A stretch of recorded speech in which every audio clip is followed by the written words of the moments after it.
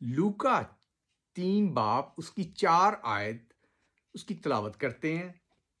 جیسے یسایہ نبی کے کلام کی کتاب میں لکھا ہے کہ بیابان میں پکارنے والے کی آواز آتی ہے کہ خدا کے رستے تیار کرو، اس کے رستے سیدھے بناؤ۔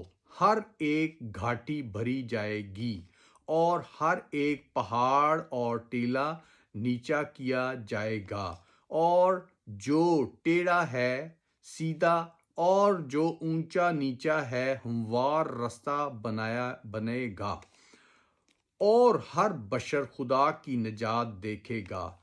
پس جو لوگ اس سے بپتسمہ لینے کو نکل کر آئے تھے وہ ان سب کو کہتا تھا۔ تو دوستو، جو خدا کی بادشاہی ہے وہ جب آئے گی، آنے سے پہلے آپ دیکھ رہے ہیں معجزے، ہر چیز، اور جو خدا کے خادم، خدا کے پاسٹر، خدا کے لوگ اس کی منادی کر رہے ہیں۔ دیکھیں دوستو، یہ ابھی چل رہا ہے، اور یہ خدا کی جو طرف سے اس کے بیٹے کی دوسری آمد ہے وہ بہت نزدیک ہے۔ اسے خدا جانتا ہے، نہ بیٹا، نہ فرشتے، نہ کوئی۔